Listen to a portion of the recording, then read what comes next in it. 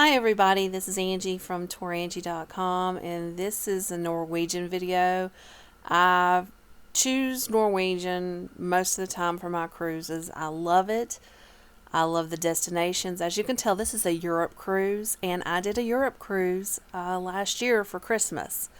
So I'm very familiar with cruising in Europe, in the Mediterranean, so I can give you good ideas on excursions, what to do, places to see, things that you may not think of when traveling.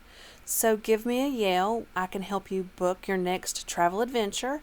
I can help you with Norwegian because I am certified I'm a certified travel agent, so I can help with Norwegian cruises.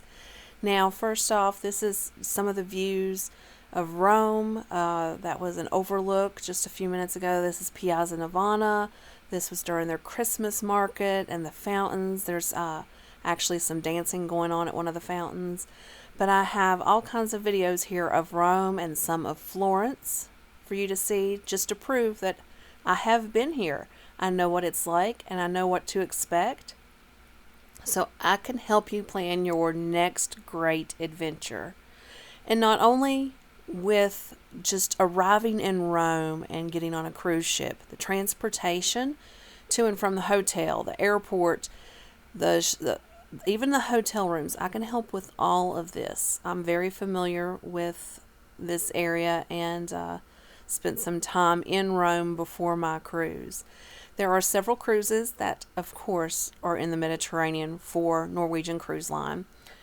There is a nice one. It's looking really good. I have someone booked on it for next October of 2025. I think it starts October 21st. It's a 10 or 11 day cruise. It has stops in Italy. It has stops in Greece, but it departs out of Rome and it comes back to Rome. So you're leaving out of the same port. So leaving and coming back through the same port. So that way you can spend time in Rome either before your cruise or after your cruise. I recommend spending at least 2 or 3 days. You have to just stay here and fall in love with this culture because I love Rome. Rome is one of my favorite cities in Europe. I never imagined anything would beat Paris, but yes, Rome has beaten Paris. So let me help you plan your next adventure. And like I said, there are several cruise ships that are Norwegian cruise ships leaving out of in the Mediterranean, whether it's you want to go to Barcelona and spend more time in Spain. Hey, I've done that too. Go towards Greece. Do just Italy cruises. There's all kinds of Mediterranean cruises and European cruises that NCL does. Starting any time basically. The summer is peak times.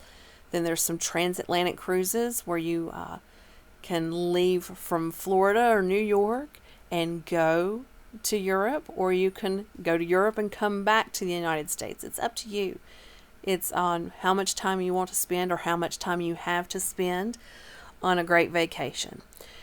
Norwegian Cruise Line also does really good for the solo traveler, and that was me. I'm a solo traveler with a lot of times with my cruises, and this cruise I did here, I was a solo traveler, traveling through the Mediterranean and in Rome and different places. By myself, and Norwegian takes care of solo travelers. They're one of the best cruise lines in the whole cruise industry for solo travelers. First off, the solo cabins. If you can get booked in early enough for a solo cabin, most of their ships have solo cabins. They're an interior cabin, and they are a little bit smaller, but for a solo, it's perfect, and it's cheap. But they also tend to have deals where you don't have to pay the double occupancy fee. In fact, the cruise that I took, I didn't have to pay a double occupancy fee. And most cruise lines still make this happen. So the solo traveler gets gypped on a lot of cruise lines. Norwegian does better than any other cruise line in not making it hard for a solo traveler by making it so much more expensive. Because why would a solo traveler want to pay the price of 2 people?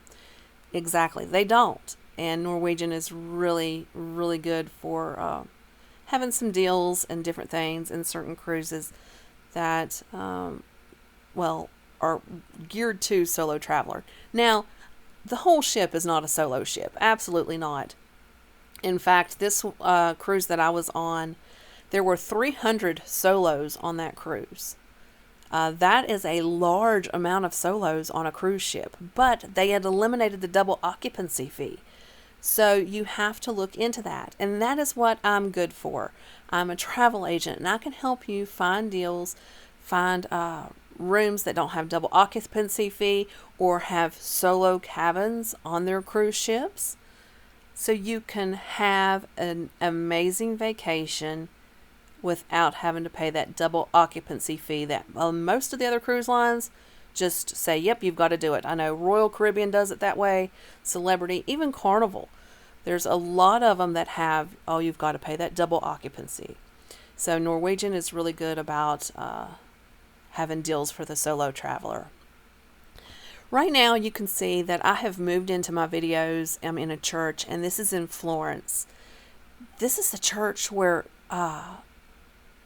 two famous people are buried. Well, there's tons of people buried there, but there is some really famous people buried there too, like Michelangelo and Galileo. And this is Michelangelo Park overlooking the city of Florence. Isn't that beautiful?